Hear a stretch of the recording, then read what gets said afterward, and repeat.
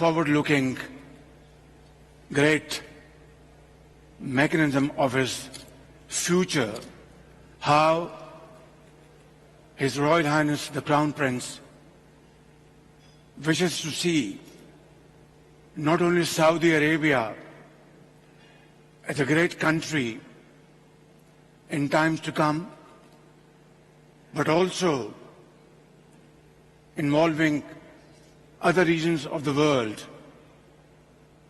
to move forward with speed and become countries where men and women are empowered, where progress and prosperity is the order of the day. Ladies and gentlemen, it is the guiding principle of environment, social and governance which constitute the right combination and perhaps even the prism to look at and assess the world of today and tomorrow. Nothing could be more important to us than this very challenge, how to ensure that our collective tomorrow is better than ours today, and that we are ready for it, that we have the tools, skills and technology which enables us not just to navigate the complex world of tomorrow, but to also shape it today in a manner that has the most beneficial impact on humanity. We are living through truly transformational times. Throughout history, such times have triggered political, social, environmental, and economic changes. These changes have been powered by imagination, innovation, and action. Yes, bold, decisive, and consequential action. But the pace of transformation and change was never as swift as it is today, with the power of technology driving the world towards a future that only few could imagine in the past. We are well positioned to harness the dynamics of change. Tech power is a great equalizer.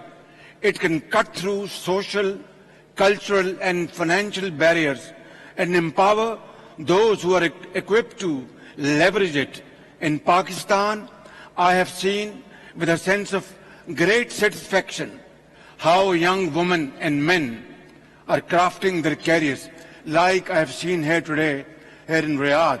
What a wonderful sight, where men and women are working together for the good of mankind and their prosperity and happiness, and boosting their earning power by using tech in diverse fields within the larger digital metrics like e-commerce.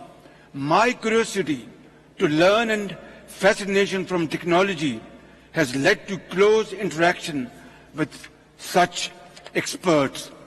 Serving as the Chief Minister of Punjab, Ana fil Madi ja Rais al-Wuzara al-Punjab, Mantak al-Punjab fil Pakistan, lil Ashra Sanawat. I saw the fruits of my policies when I introduced tech innovations in the educational health sectors. Using technology, we provided conditional cash transfers to schoolgirls, stipends, supported specially abled people, gave timely agricultural inputs to farmers, provided free laptops in hundreds of thousands to deserving and high-performing students, established a high-tech safe city in the city of Lahore, which is the capital of Punjab in Pakistan, set up smart schools, introduced digital technology in our immunization program, and linked markets for more equitable buying and selling. Ladies and gentlemen, I believe Pakistan is uniquely placed to leverage this change. We have one of the youngest population in the world. Most of these youngsters are equipped with the tools of the new digital world. They are hungering for more skills and more opportunities. Their talent is already recognized. Pakistan is the fourth most popular for freelancing country. Ladies and gentlemen, consider this combination: a large and young, digital-savvy population and a massive unmet demand that simply cannot be addressed through existing means of production. Today, a family in urban and rural Pakistan has access to mobile phones and internet, aspires to high education standards, wants to buy consumer products, and needs everything from insurance to healthcare. The importance of this huge demand can, I am sure, be well appreciated and recognized by investors and entrepreneurs present here. I have deep confidence in this young generation of Pakistanis. This is why I am fully prepared to invest our scarce resources of my government in providing them with enabling environment for innovation. While technology is unleashing new potentials, our world is also undergoing cataclysmic changes. Global warming is upon us. Extreme temperatures over time are changing weather patterns and disrupting the usual balance of nature and our ecosystem. Countries like Pakistan, with negligible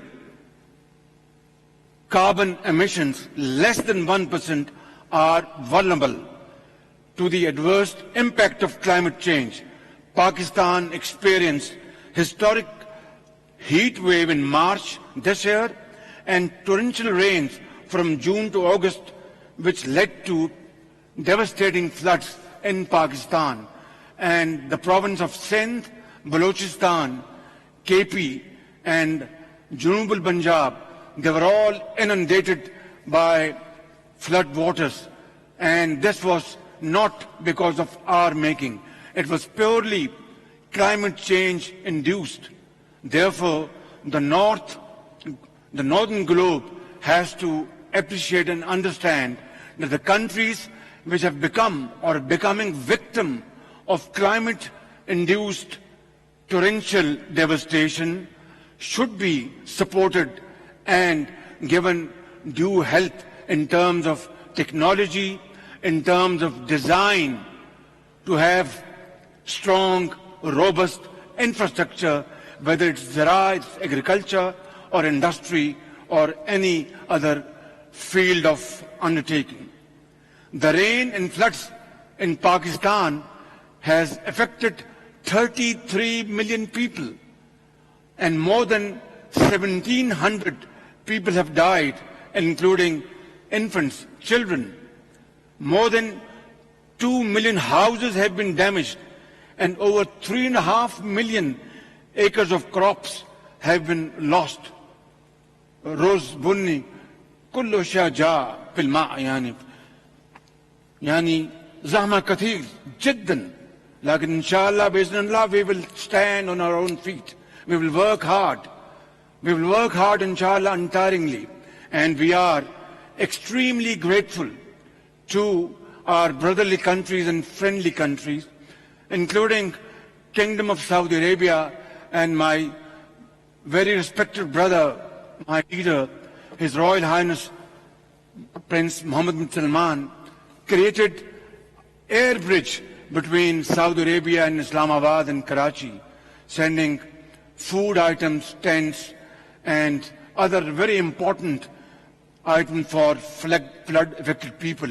We are very grateful to our brothers in Saudi Arabia, and we are deeply obliged for this very timely support.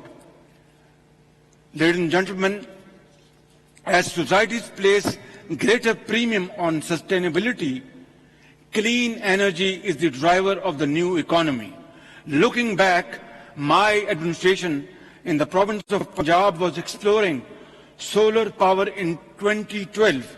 We established 1,000 solar power park in Bahawalpur, which is south of Lahore. It is since producing 400 megawatts with spare capacity to generate the balance. As Prime Minister of Pakistan, I am leading from the front for the development of Ashra of 10,000 megawatts of solar power to meet Pakistan's peak load demand. Yani, هذا الكهرباء من الشمس هذا لازم جدا للشعب الباكستان للمعاشي, because when we import oil at these and gas at these exorbitant prices around the globe, Pakistan, which is a developing country, cannot afford to finance the import bill to the extent of $24 billion, $24 billion. Our economy cannot afford.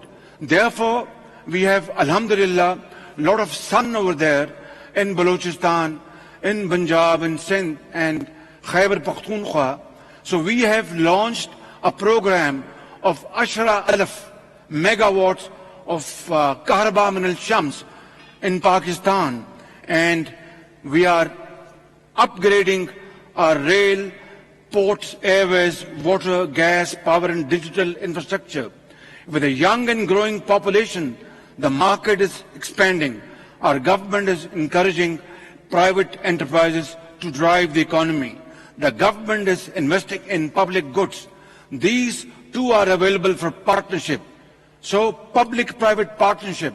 And I would like to propose to my brothers and sisters sitting here from Saudi Arabia and other countries and globally, min al-alam, that here is an opportunity where the world wants to have green energy, where we want to avoid pollution and minimize our problems in the air. And the answer is Kahraba min al-ma, Kahraba min al-shams, and Kahraba and wind power. That is the future. And for that I am here standing before you, inviting you to please come forward. And I, as Prime Minister of Pakistan, but at this very, very important forum, I am telling you very frankly, this wonderful gathering and wonderful arrangements has pleasantly surprised me. It has been a wonderful occasion to be here.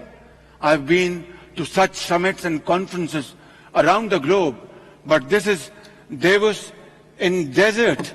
It is a remarkable achievement by our Saudi friends and Saudi corporations and Saudi young leadership headed by Crown Prince Mohammed bin Salman. My dear friends, my brothers and sisters, Pakistan has many higher educational institutions. Some are recognized internationally. I propose, therefore, that the Future Investment Initiative should consider establishing a satellite center in one of Pakistan's leading universities to explore the rapidly growing Pakistani market and spur innovation among our young population. The satellite could become the center of a network of researchers, innovators, investors, and service providers to harness the capacities which, if optimized, would take Pakistan to a higher level of social and economic development. Ladies and gentlemen, khitaman, Pakistan is open for business. Let me assure you, as the Chief Executive Officer of Pakistan today, that we as a nation are ready to reach out to all of you and entire globe and find potential investors and grab the future with both hands.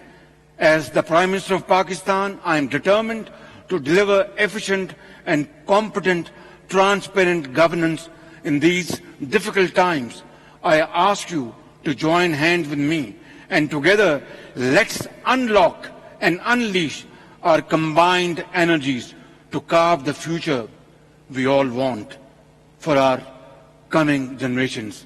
Thank you very much, and it's a great occasion. God bless you. वज़ीर आज़म शहबाज शरीफ Riyadh में Saudi investment initiative summit से खिताब कर रहे थे। आज का ये फोरम बड़ी अहमियत का हामिल है। उन्होंने कहा कि मुस्तकबिल के हवाले से सऊदी क़यादत का विजन काबिल तहसीन है।